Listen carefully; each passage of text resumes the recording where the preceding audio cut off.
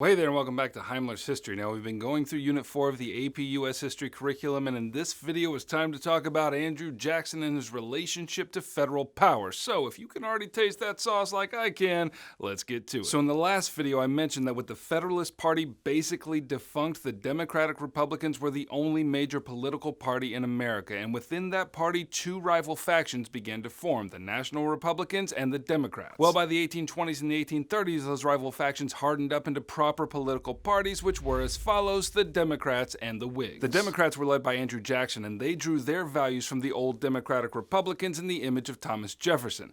And not surprisingly, they valued limited power in the federal government, free trade, and local rule. They despised things like corporate monopolies, high tariffs, and that oh-so-nasty national bank. The Whigs, on the other hand, were led by Henry Clay, and they smelled more like the Federalist Party in the image of Alexander Hamilton. They valued a more vigorous and involved central government, which is plain when you look at the set of policies in Henry Clay's American system, policies like a provision for a national bank, protective tariffs, and federally funded internal improvements. And one of their main beefs was with crimes being committed by immigrants. But all in all, the most contentious debate between these two parties was the argument over the role of federal power. And if you want to get specific, and I know you do, they debated the role of federal power with respect to tariffs, the national bank, and internal improvements. So let's look at each of those in turn. First, tariffs. Now, a tariff, in case you forgot, is a tax on imported goods, and if tariffs are high, that means that people are more likely to purchase domestically made goods. So if you hear these taxes called a protective tariff, that's what it means. It raises prices on foreign-made goods so that domestically made goods and industries are more desirable and thus protected. Now, you'd think that tariffs wouldn't be that divisive of an issue, but you'd be wrong. Case in point, the Tariff of 1828. Now, this tariff was passed during the final months of John Quincy Adams's administration, and it raised duties on imports by 35 to 45%, which, if you're keeping track, is a lot of duty.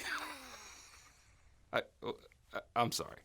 By raising prices like 40% on imported goods, that was really beneficial to northern manufacturers and western farmers, but southerners who relied more heavily on imported goods suffered. Now, Andrew Jackson went ahead and got himself elected president in 1828, and while he wasn't a big fan of the tariff, apparently it didn't bother him enough to really do anything about it. But not so with Jackson's vice president, John C. Calhoun, who was from South Carolina. In fact, he and the rest of his southern brethren and sistren so hated the tariff that they called it the Tariff of Abominations, and because this tariff severely disadvantaged the South economically and thus felt like an unjust overreach of federal power, Calhoun went ahead and developed what's called the doctrine of nullification. Essentially, Calhoun just argued that if a state judged a federal law to be unconstitutional, then that state could just pretend like it didn't exist. It was non-binding, and therefore they could nullify it. Now, Jackson did not take this kind of challenge lightly. He looked at Calhoun and said, as my grandpappy always used to say, "Son, go outside and pick your switch, because I'm about to wear you out." Thanks, Grandpappy. Anyway, in 1833, Jackson persuaded Congress to pass a force bill which gave him authority to respond to South Carolina's insolence with military action. Now, at the news of this, Calhoun and the rest of his South Carolina cohort decided to back off from their threat to secede from the Union if that tariff could at least be reduced, which eventually it was. So in the end, South Carolina submitted to federal authority, but they went ahead and nullified the force bill. The second big argument over federal power was with respect to the national bank. So, the Second Bank of the United States was established in 1816, and throughout the 1820s, it did the country some good by stabilizing the economy. But in the 1830s, several state banks had to close their doors because they were unable to make payments to the national bank, and that act left a bunch of average citizens with worthless paper money. For his part, Jackson believed that the bank itself was unconstitutional and that it served to prop up the wealthy and do great harm to the lower classes. And so in 1832, Henry Clay persuaded Congress to pass a bill that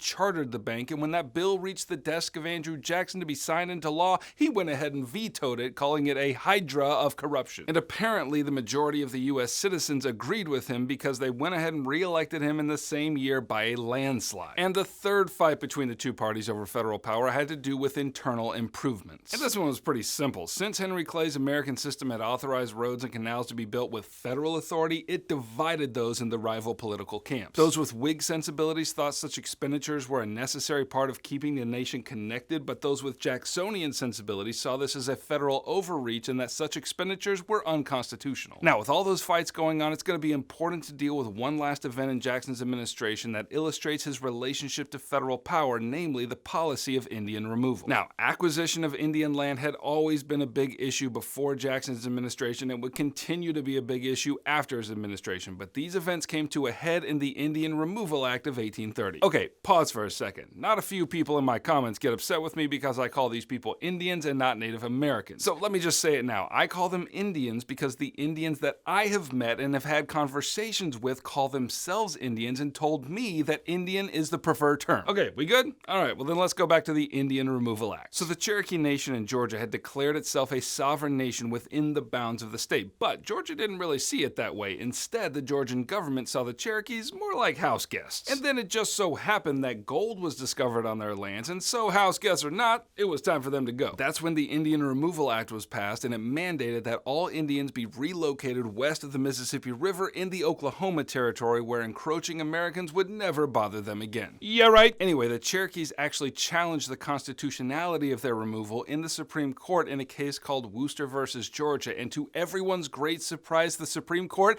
actually sided with the Cherokees, arguing that Georgia had no right to impose state laws within Cherokee boundaries because the lands enjoyed federal protection. However, in 1835, a small delegation of Cherokee Indians met with U.S. officials, and they did this without tribal sanction. And the result of this meeting was the Treaty of New ECHOTA, which officially exchanged Cherokee lands in the east for reservation territory west of the Mississippi. And so in 1838, the forcible removal of the Cherokees and other tribes began, and they traveled along what became known as the Trail of Tears, and it was thus named because of the great sickness and dying that occurred along it because they were ill prepared to make such a long journey. Now, there were some Indians, especially Cherokees, who resisted removal either violently or by hiding, and these folks eventually settled in a reservation on the western portion of North Carolina and became known as the Eastern Band of the Cherokee Indians. And due to the increasing complexity of removal, they eventually became citizens of North Carolina and later of the United States. Okay, that's what you need to know about Unit 4, Topic 8 of the AP U.S. History curriculum. Now, if you need help getting an A in your class and a 5 on your exam in May, then go ahead and click here and grab my review packet. If you do not wish to nullify my efforts here on YouTube, then subscribe and I shall keep making videos for you.